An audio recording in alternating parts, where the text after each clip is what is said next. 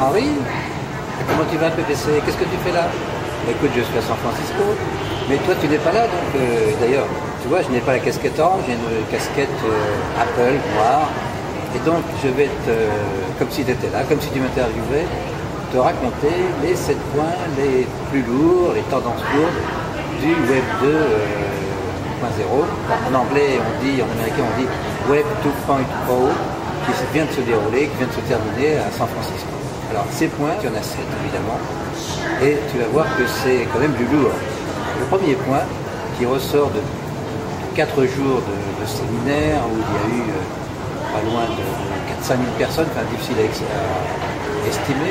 Le premier point, c'est la synchronicité, c'est-à-dire que tout se passe en temps réel. On est connecté en permanence à sa communauté, on reçoit des tweets, Facebook, des emails, des BlackBerry. On est donc en temps réel, quasi réel, et on n'est plus en désynchronisation, on est en synchronisation. Ça c'est vraiment le point fondamental et je pense qu'on en a pour longtemps. Alors le deuxième point, c'est ce qu'on peut appeler d'un mot nouveau, l'infobésité, c'est-à-dire que c'est l'obésité de l'info. Il y a trop d'infos, parce qu'effectivement on reçoit des tweets en permanence, des emails, des messages Facebook, etc. Donc petit à petit les gens se rendent compte qu'il va falloir bientôt trier parmi toute cette information et peut-être avoir des systèmes de tri, de filtre. On va filtrer ses amis parce qu'il y en a qui sont un peu envahissants au niveau de la conversation et c'est pas forcément à chaque fois intéressant. Donc ça c'était le deuxième point. Alors, le troisième point, c'est ce que j'appellerais l'effet réseau. Il n'y en a pas fini d'en parler, c'est que tous les Twitter, Facebook, les communautés, etc. fonctionnent par un effet de bras de levier dans les réseaux. C'est un petit peu comme le premier qui a installé un fax, il ne pouvait pas tellement l'utiliser puisqu'il ne pouvait pas envoyer un autre fax à quelqu'un d'autre. Donc il fallait que quelqu'un installe un autre fax, puis 2, puis 3, puis 4, puis 5, puis 10, puis 20. Donc il y a une espèce d'effet boule de neige et là on est en plein dans l'effet boule de neige et je pense que les entreprises commencent à comprendre cet effet réseau et vont l'utiliser pour justement que leurs clients se mettent en réseau et puissent transmettre des informations ou même devenir des ambassadeurs de la marque. Quatrième point, c'est un point que les marketeurs directs connaissent bien, c'est l'individualisation. C'est que, ça veut dire quoi? Ça veut dire que quand on va aller sur un site, quand on va recevoir des messages, en fait le contenu du message sera fonction directement de ce qu'on a vécu auparavant avec la marque. Bon, et ça, il y a des entreprises qui l'ont bien pratiqué. C'est Picasa, qui est un gestionnaire de photos. Et quand tu t'intéresses aux photos, bien plus tu regardes les photos et plus il connaît tes goûts, plus il te propose des photos dans tes goûts. Bon, c'est également donc, Amazon qui, en fonction de tes achats successifs, te propose dans une boîte personnelle, pour moi c'est la Kaufman Box, eh bien, des bouquins, des CD, des DVD qui correspondent tout à fait à mes goûts ou au goût de gens qui ont acheté des bouquins, des DVD ou des disques analogues. Cinquième point, c'est l'ubiquité.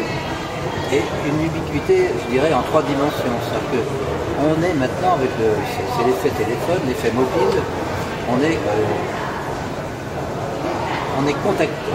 connecté là aussi en permanence et quand on est n'importe où, eh bien on pourra demain avec son téléphone, simplement en prenant une photo, avoir des informations de Wikipédia qui dira voilà vous êtes à tel endroit, si vous cherchez des restaurants, des pizzas, des activités, des musées, ben, ils sont là et donc on sera disons repéré en permanence, enfin, si on le souhaite. Et on aura plein d'informations. Alors là aussi, une infobésité nous guette, mais bon, à nous de mettre les filtres qui nous plaisent. Sixième point, alors ça c'est un point peut-être un petit peu plus difficile, c'est qu'il y a moins d'argent qu'avant. Alors, il y a eu l'Internet, mais ça c'est déjà oublié. Mais l'an dernier, en fait, il y avait quand même beaucoup de start-up dans le Web 2.0 à San Francisco. Là, il y en a beaucoup moins. Il y a moins de délire, donc il y a une espèce de maturité qui vient de plus en plus dans le web. Et donc ça veut dire quoi? Ça veut dire que de plus en plus, il y a des opérations ou des applications qui s'appliquent au B2B et qui sont monétisables. Parce qu'effectivement, sans monnaie, le nerf de la guerre ne peut pas fonctionner. Septième point, alors un point un petit peu paradoxal, c'est presque la mort des sites traditionnels. Parce qu'aujourd'hui, on n'a plus besoin forcément d'un site. Parce que quand on cherche une marque, qu'est-ce qu'on fait? On fait Google avec le nom de la marque, on arrive à un certain nombre de mini-sites ou de fiches produits. On veut être en relation avec les dirigeants, on a Facebook, on a Twitter, on a LinkedIn, on a Viadeo, etc.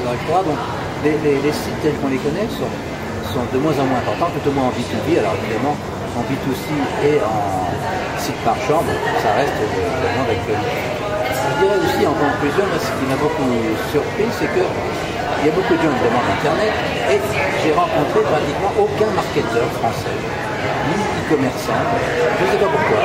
Or, c'est là que ça se passe et que, évidemment, c'est surprenant que seuls des geeks, comme on les appelle, ou des gens qui s'intéressent à Internet soient là.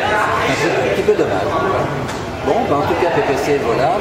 Et cette minute, tu n'étais pas là, mais on a beaucoup pensé à toi, et moi en particulier. À bientôt et salut les gars.